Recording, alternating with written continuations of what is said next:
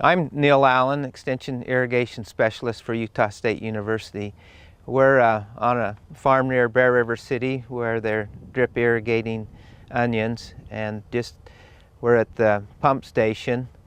And so with the drip system, it requires a pump, a filtration system, and also provides an opportunity for a chemical injection system for fertilizers and other chemicals that can be used for the production of onions and for the maintenance of the drip irrigation system. So we have some tanks here, some large, some small, but it can be injected in with the irrigation system and then applied uniformly throughout the field.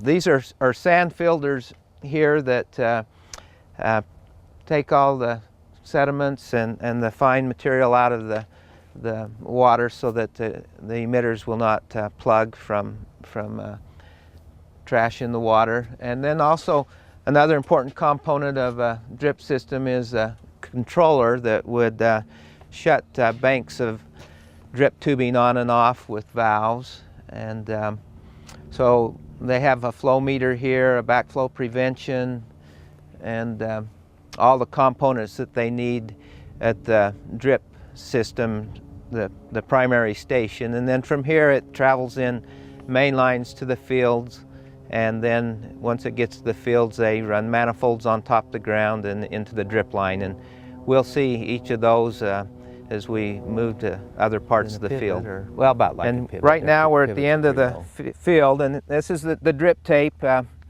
As they bring it up out of the ground, it's buried about 3 inches in the ground as you move into the row.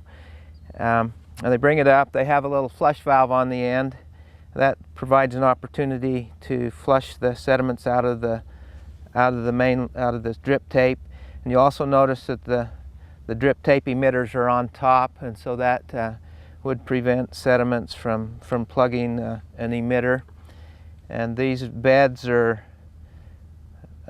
39, 40 inches, and there's one drip tape per bed and four rows of onions on that bed. So the water would leave the drip tape and gravity pulls it down, capillary action pulls it to the side, and it subs into the bed.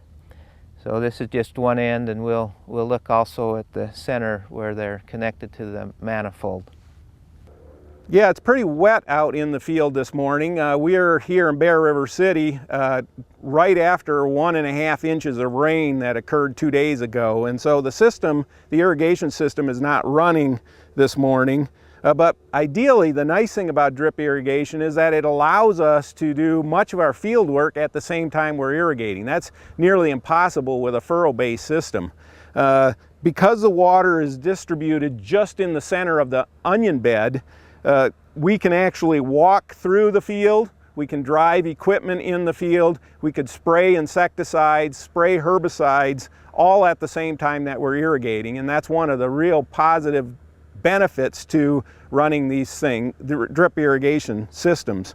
It also means that we can really carefully monitor and meter the nutrients that are needed to the plant so that we create this nice uniform environment which creates uniform plant growth. And at the end of the year when we harvest, one would expect to see much more uniformity in terms of bulb size as a result of better and more controlled water management within the onion field.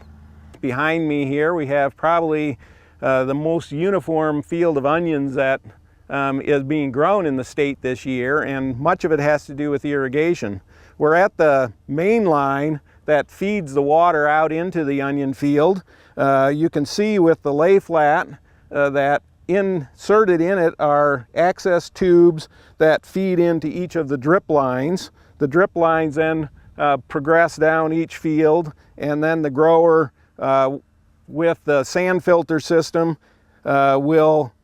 and the clean water that's coming out in the field will ensure that the irrigation is provided to the onions as needed based on their stage of growth. One of the nice things about these systems is that we can inject much of the fertilizer that we need through the drip line and get it right to where we need it we can essentially spoon feed these plants to the point where we create this nice uniform environment for plant growth and development. The drip tape is buried deep enough so that we can go do field operations like early season planting, cultivations, and such, so that it's not being damaged by that equipment. And then as we progress later in the year toward maturity, the rod weeder that will lift the onions will go underneath that tape, which will allow it to be loosened so that it can be extracted as they prepare for the harvest period.